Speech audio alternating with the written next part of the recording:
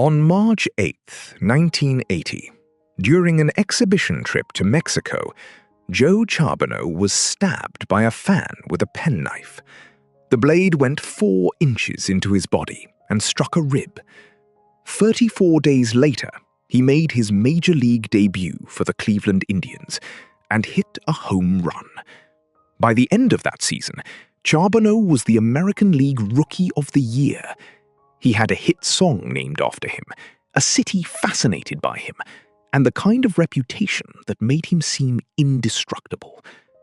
Less than 26 months after his debut, he played his final major league game. He was 26 years old. That is how quickly the story of Super Joe Charboneau unfolded. One summer, he was the most electric young player Cleveland had seen in years. 2 summers later, he was gone from the majors. The easy explanation became part of baseball folklore, the sophomore Jinx. A wild personality had caught lightning for 1 season, and then reality caught up with him. But Joe Charboneau's rookie year was not an illusion. He had spent years proving he could hit, and what ended his career was less mysterious and more painful than the legend that grew around him. Long before Cleveland knew his name, Charboneau had already lived a life that seemed to demand toughness. He was born in Belvidere, Illinois in 1955, the 5th of 7 children. When he was young, the family moved west to Santa Clara, California. His father left not long afterward, and Charboneau's mother supported the children by working as a hospital receptionist. Money was scarce.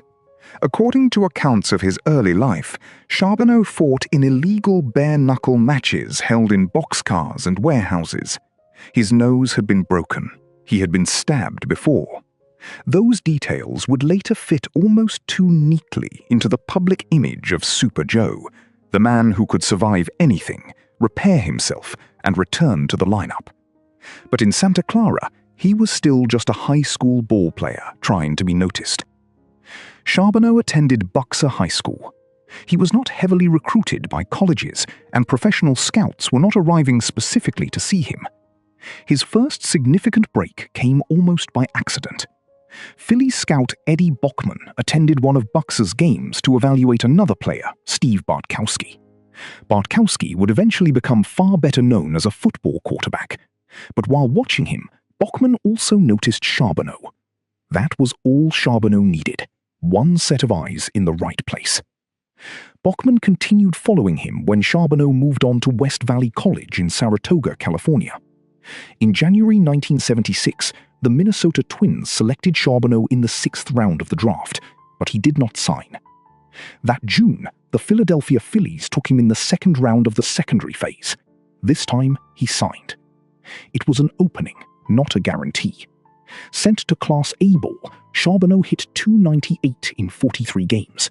The bat was already showing itself. The rest of his professional life was much less settled. In 1977, after a conflict with management at the Phillies' Carolina League affiliate, Charboneau walked away. He returned home, took a job as a stock clerk, and played softball. For a player who had barely entered professional baseball, that kind of interruption could have ended everything.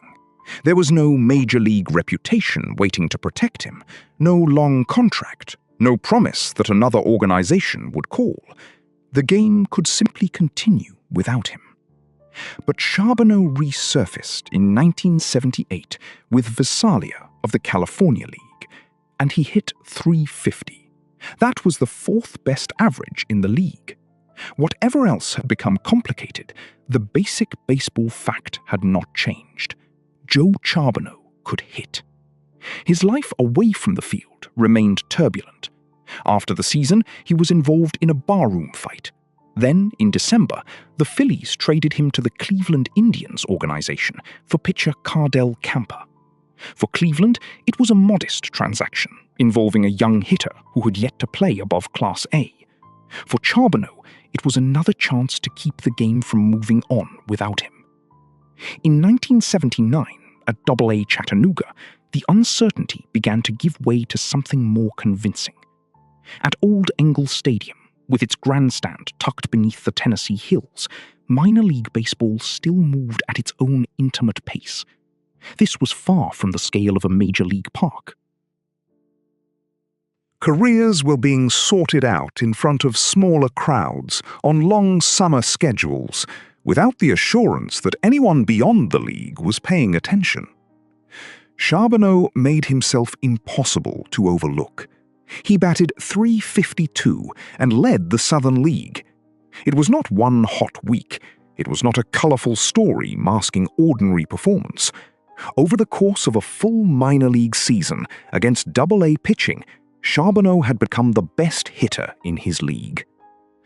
If you learned baseball through the minor leagues in those years, you may remember how distant the majors could feel.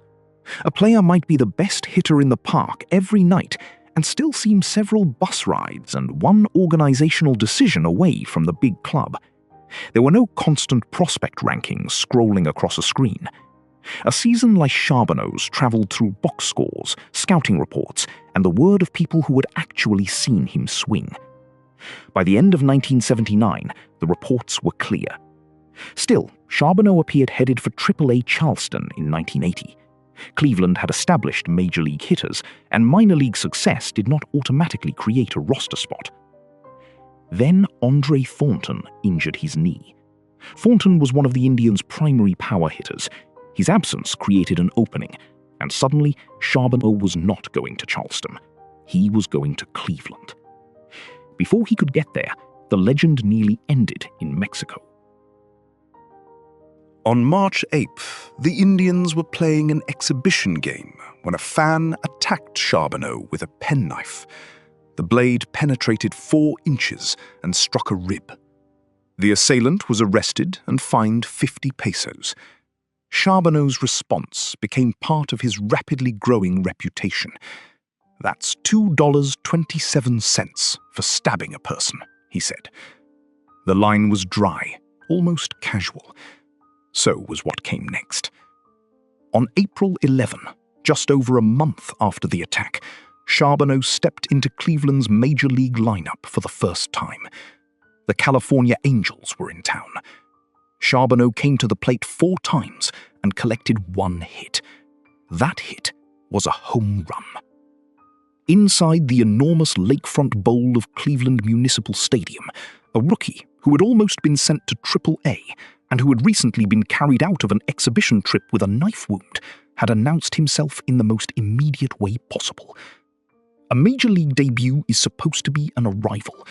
For Charboneau, it felt more like an eruption. He had spent years moving in and out of organized baseball, noticed almost by accident, traded before he had reached the upper minors. Now his first major league hit had cleared the fence, and it did not take long for Cleveland to understand that the home run was not a fluke. Charboneau split his time between left field and designated hitter. He drove the ball with the authority he had shown in Chattanooga, and the production kept accumulating through the summer. But the numbers explain only part of what happened in Cleveland in 1980. Charboneau dyed his hair. He became known for drinking beer through his nose. Stories spread that he performed his own dental work and once dealt with a broken nose using pliers and Jack Daniels whiskey. Some of those tales grew through repetition, the way baseball stories often do. But together, they created a character Cleveland could recognize instantly. He was called Joltin' Joe. He was called Bazooka Joe. Most of all, he was Super Joe. The nickname fit the moment. This was a player whose route to the majors had included poverty, bare-knuckle fights, a walk away from professional baseball, a barroom brawl, and a stabbing. Now he was hitting major league pitching as though none of it had slowed him down. By the middle of the season, Charboneau had inspired a record called Go Joe Charboneau. It climbed to number 3 on the local charts. That detail captures the scale of his popularity better than any ordinary description could. Cleveland did not merely appreciate its rookie left fielder. The city turned him into a summer phenomenon. For fans who came of age around Cleveland baseball then, This was how a player could take over a city. You heard about him on the radio. You saw his name in the morning paper. Kids repeated the stories, whether every detail was true or not. And when the Indians returned to that vast stadium by the lake, everyone knew which player they had come to see. The personality brought attention. The bat justified it. Charboneau played 131 games and hit .289. He belted 23 home runs and drove in 87 runs, leading the Indians in both categories. Those were not simply good rookie totals. Cleveland had needed someone to replace the missing power in its lineup, and Charboneau became the club's leading home run hitter and run producer almost immediately. His .846 on-base plus slugging percentage, a measure combining his ability to reach base with the damage he did at the plate, ranked 10th in the entire American League. That matters because Charboneau's reputation has sometimes swallowed the player himself. The hair, the beer, the fights, and the stories were memorable. But in 1980, Joe Charboneau was also one of the more productive hitters in his league. The American League named him Rookie of the Year. He became the first Cleveland player to win the award since Chris Chambliss in 1971. For Charboneau, the distance traveled was extraordinary.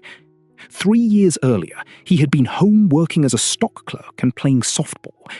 2 years earlier, he had been in Class A. Now, he had led a major league team in home runs and RBI, and received one of baseball's most important individual awards. Cleveland seemed to have found a new middle-of-the-order hitter, a 25-year-old whose arrival had been delayed just long enough to make him feel fully formed. He had already conquered Double-A. He had already handled Major League pitching. The obvious expectation was that 1980 would become the first chapter of a long career. There had been nagging injuries late in the season, but nothing that changed the larger story. Charboneau had made it through 131 games. He had produced, he had won the award, and around him, the Super Joe image had hardened into something that felt permanent. That is the dangerous thing about a season like 1980. When everything happens at once, it becomes difficult to imagine how quickly it can be taken apart. Charboneau had survived violence, instability, and years of uncertainty to reach Cleveland. But the threat to his career would not come from another fight, another fan, or another confrontation away from the field. It would begin the following spring with one ordinary baseball play, a headfirst slide, and an injury toughness alone could not overcome. In spring training of 1981, Charboneau injured his back on a headfirst slide. It was the kind of play that can disappear inside a long season. A runner leaves his feet, hits the ground, gets up, and the game continues. There was no way to know in that instant that the direction of Charboneau's career had changed. But the back did not properly heal. He tried to play through the pain.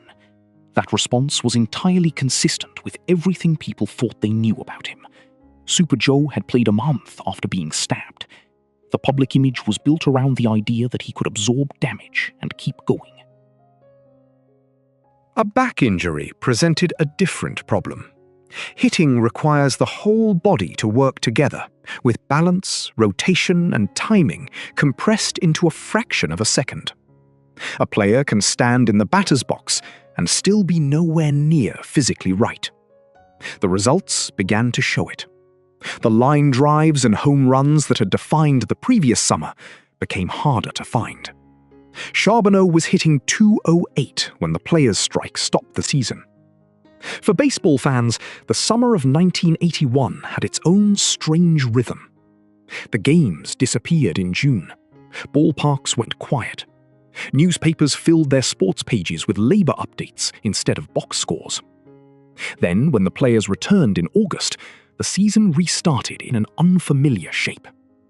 If you lived through it, you may remember how it felt to lose the daily companionship of baseball in the middle of summer, and how quickly every team had to make decisions once the games resumed.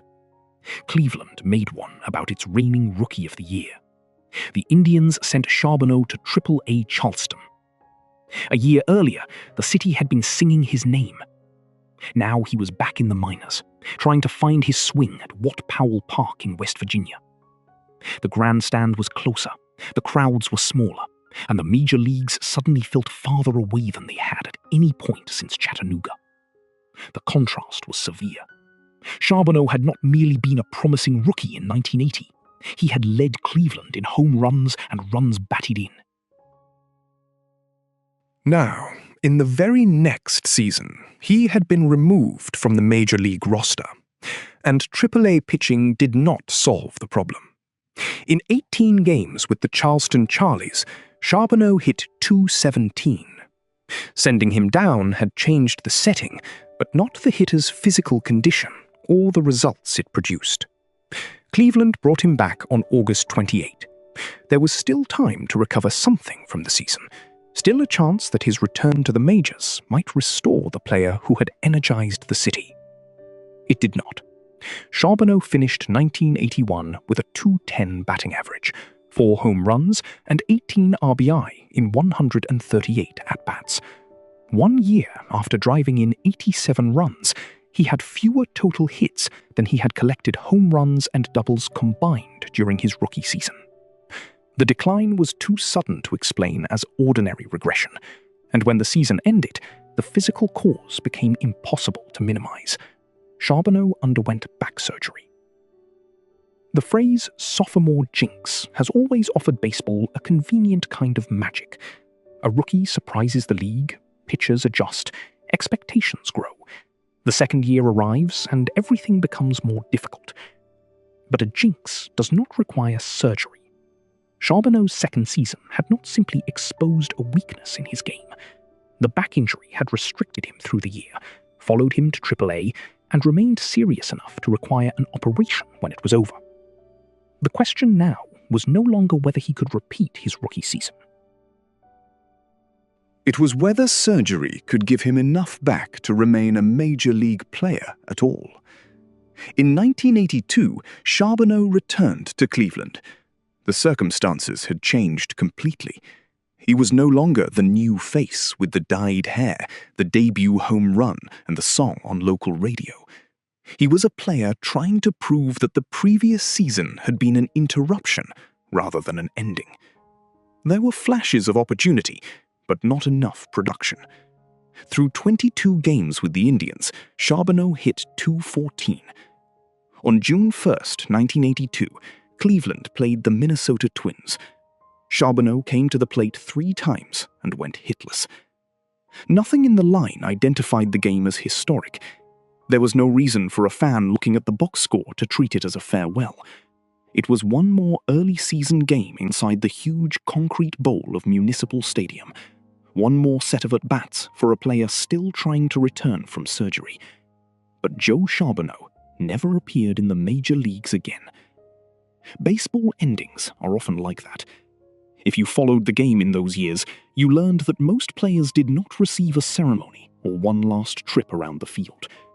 A name simply stopped appearing in the lineup. Days became weeks, and only later did an ordinary game reveal itself as the last one. Charboneau was 26. Cleveland sent him back to Charleston, then down another level to Double-A Chattanooga.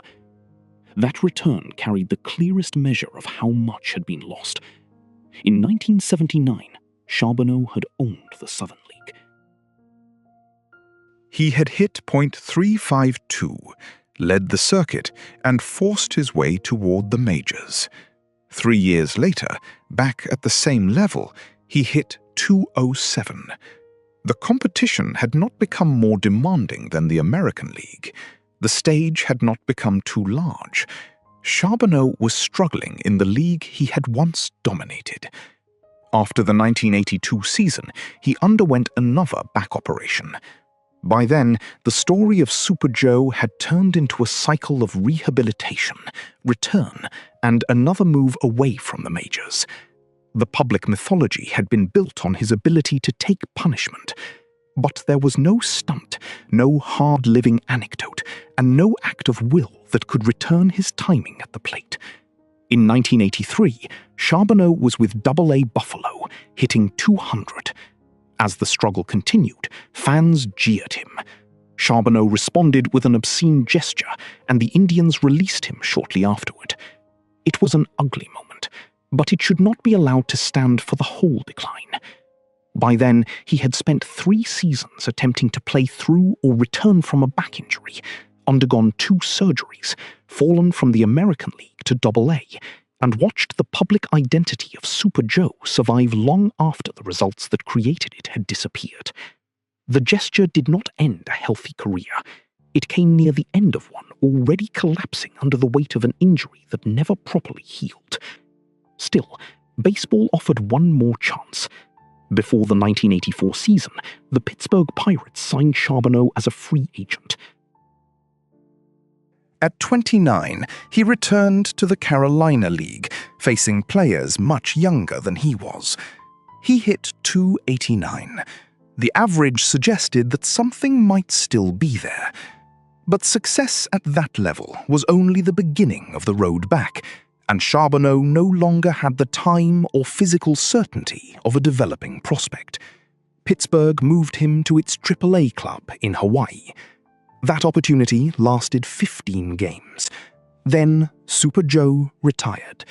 His major league career had covered 3 seasons and 201 games, all with Cleveland.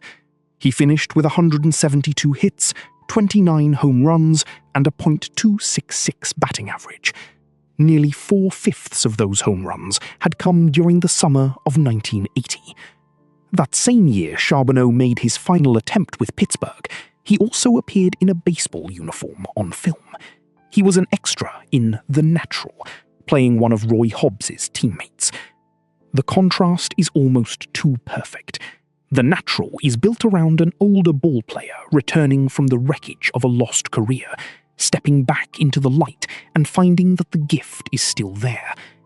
Charboneau's real comeback did not work that way.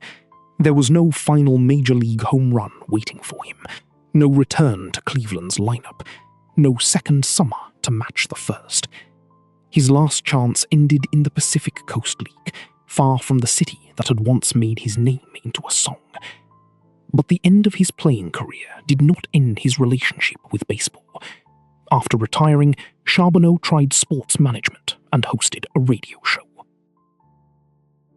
For years, he remained a recognizable part of the Cleveland baseball landscape. The former Rookie of the Year, whose entire rise and fall had happened before he turned 27. Then, in 1999, he returned to the professional game with the Canton Crocodiles of the Independent Frontier League. His work there went beyond one title.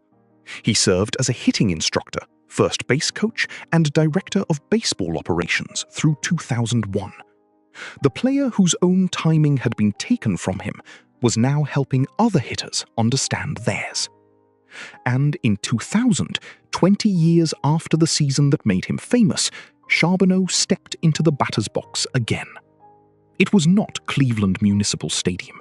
It was not the American League. There was no Rookie of the Year race and no citywide phenomenon forming around him. It was one at-bat for Canton. Charboneau singled. 1 plate appearance, 1 hit.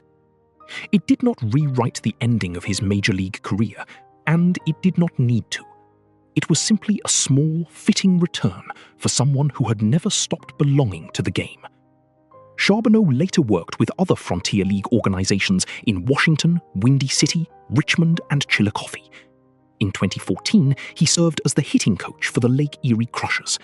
He managed the Lorain County Ironmen in a summer collegiate league after being hired by his close friend and former Cleveland outfielder Kevin Romberg. From 2016 through 2021, Charboneau was the hitting coach at Notre Dame College in South Euclid, Ohio. The geography matters.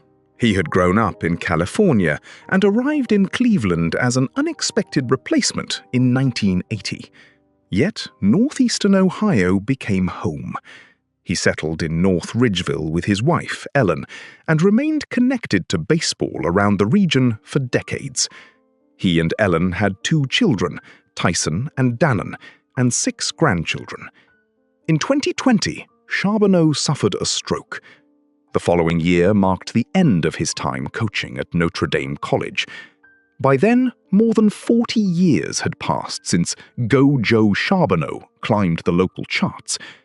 For the people who remember Cleveland baseball in 1980, his name can still open a door to that summer.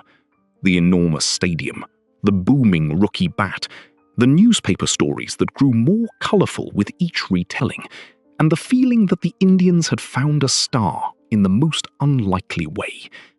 But memory can flatten a career. Charboneau is often reduced to the phrase one-year wonder, as if the first year somehow disproves itself because the years after it went badly.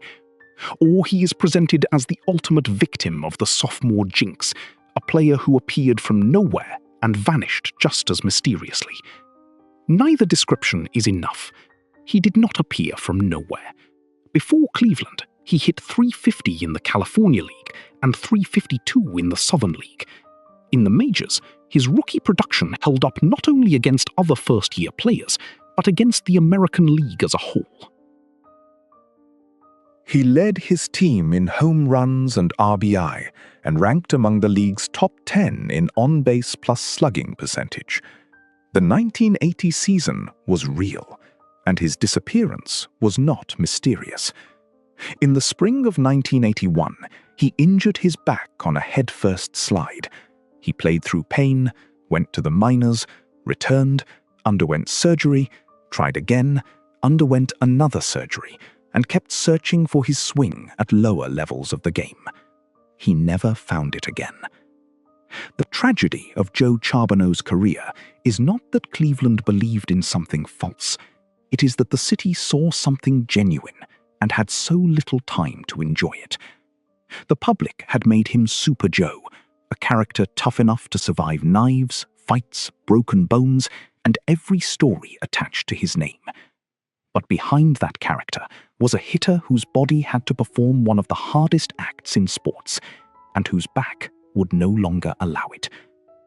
That is why his career deserves more than a punchline about a jinx.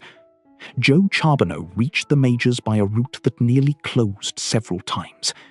When the opening finally came, he did not merely survive.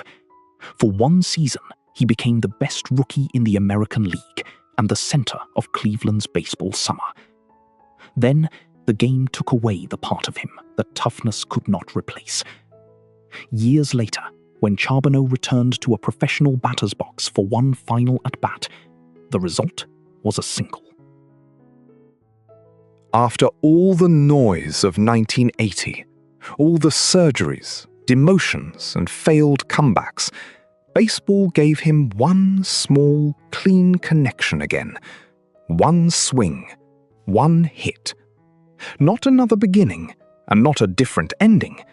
Just a reminder that Super Joe had always been more than the legend. He really could hit.